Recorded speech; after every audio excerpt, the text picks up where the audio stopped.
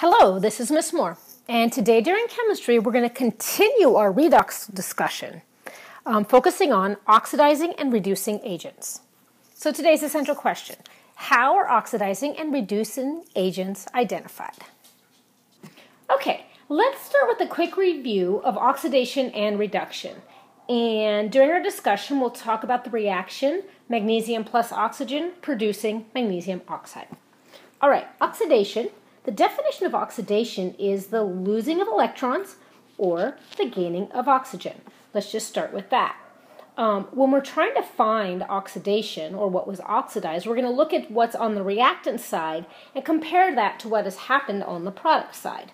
So looking at magnesium, magnesium is a lone atom on the reactant side, but on the product side, he is hooked up with oxygen in an ionic bond, which means magnesium on the product side is Mg2+, right? He's lost 2 electrons. Lost electrons.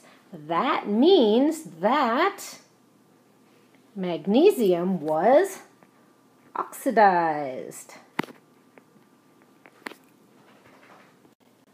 Looking at the second definition of oxidation, oxidation is an increase in oxidation number.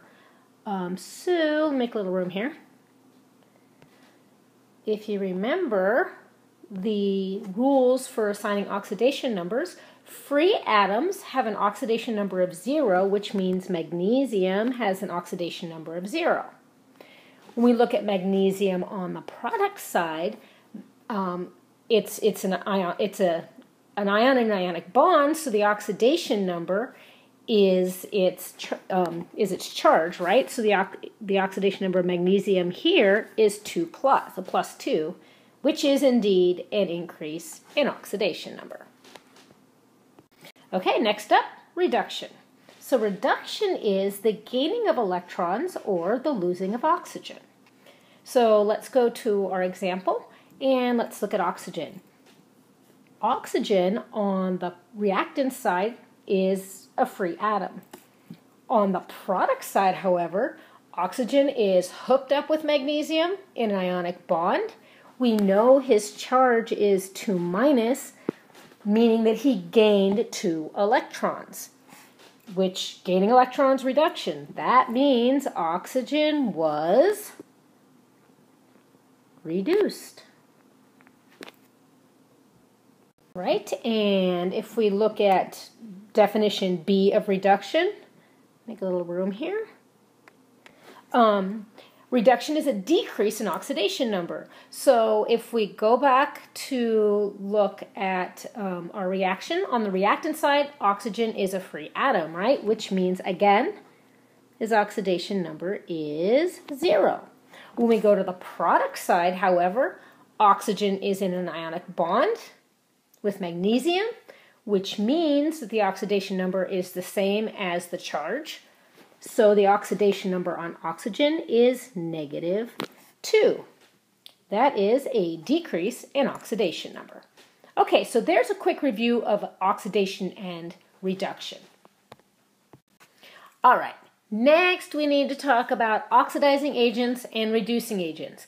This can get a little bit more confusing, but if you get through, it's not that big of a deal. So really quickly, let's put our labels back in. If you remember, magnesium was oxidized because magnesium lost 2 electrons, right? Magnesium lost 2 electrons. Here's the deal. Where did those electrons actually go? Didn't they go to oxygen here? Oxygen was reduced because it gained electrons, in this case 2 electrons. Where did it gain the electrons from? Well, from magnesium. So, an oxidizing agent is the thing that causes the oxidation of the other substance by accepting electrons, which means that the oxidizing agent in this case is oxygen. Oxygen is the oxidizing agent. Because of oxygen, magnesium lost 2 electrons. Okay, the reverse is also true. The reducing agent. The reducing agent causes the reduction of another substances by providing electrons. So how in the world did oxygen get reduced, or how did oxygen gain electrons? Well, because he got them from magnesium. So magnesium is the, that wasn't a very good line, magnesium is the reducing agent. That's really all there is to it. Okay, let's practice assigning who's been oxidized, who's been reduced, who's the oxidizing agent, and who's reducing agent. And let's do that by assigning oxidation numbers. Okay, so with number 1, copper is a free atom, which means he's got an oxidation number of 0.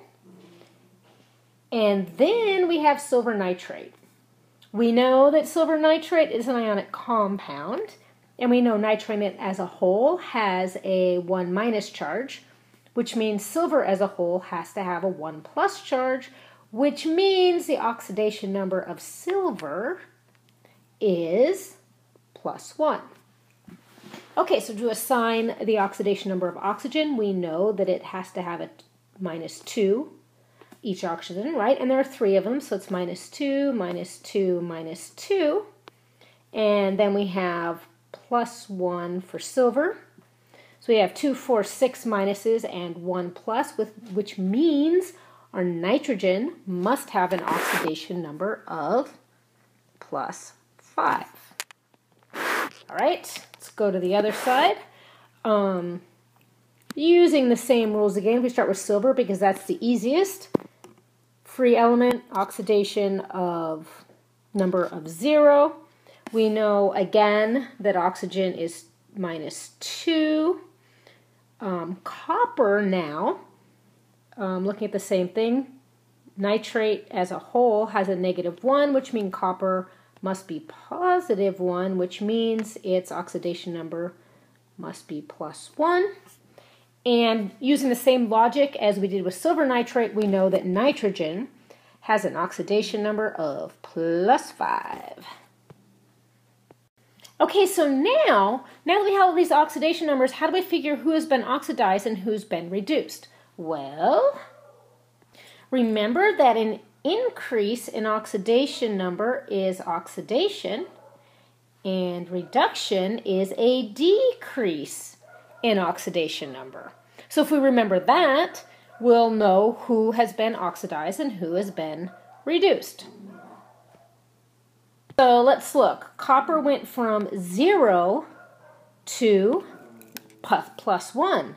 Well, I would say that copper was oxidized because his oxidation number was increased. Okay, silver went from +1 to 0. So guess who was reduced? That is correct. That would be silver. And it looks like nitrogen went from +5 to +5, no change, and oxygen went from -2 to -2, no change. So now we know who's been oxidized and who's been reduced. So now, who is the oxidizing agent? When copper lost his 2 electrons, where did they go? Or lost his 1 electron, sorry, where did they go? They went to the silver. This silver nitrate is the oxidizing agent. You don't just say the silver is the oxidizing agent, you use the whole compound. So silver nitrate is the oxidizing agent. Okay, well, while copper was being oxidized, silver was being reduced, meaning silver gained an electron. Where did that electron come from? It came from copper, which means that copper is our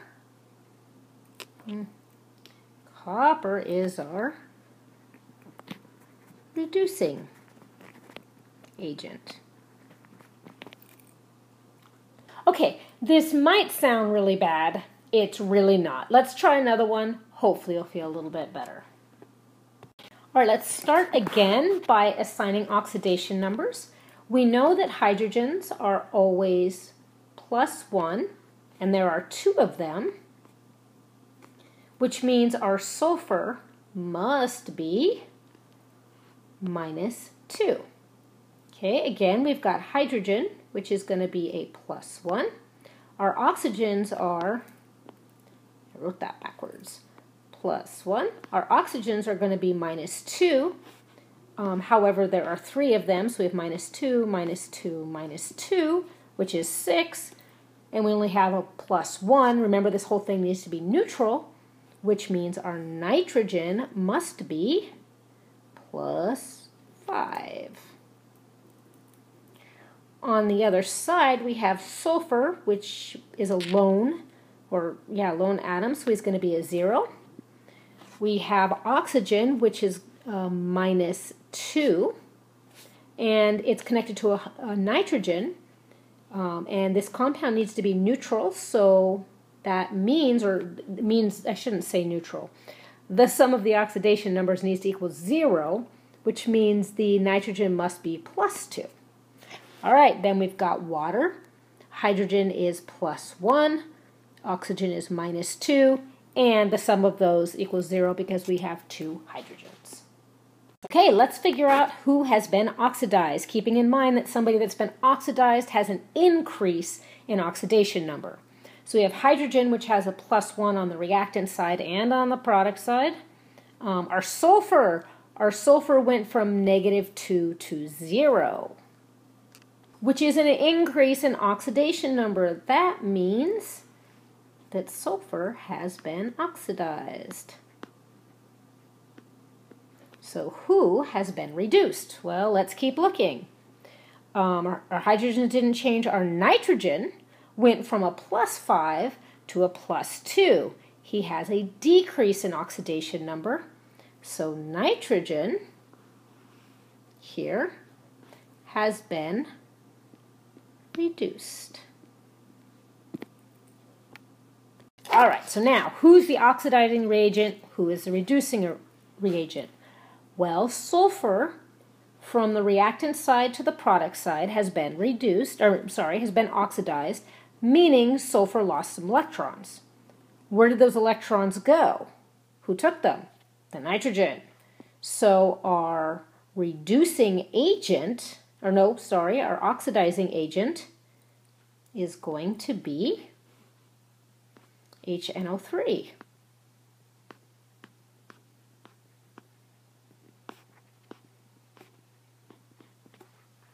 And nitrogen was reduced from the reactant side to the product side, meaning nitrogen gained electrons. Where did nitrogen get those electrons? Well, from the sulfur in the H2S, of course. So our reducing agent is going to be H2S. Okay, now I realize this seems sort of complicated. It really, really isn't. A little bit of practice, you're going to be fine. All right, that's it for today.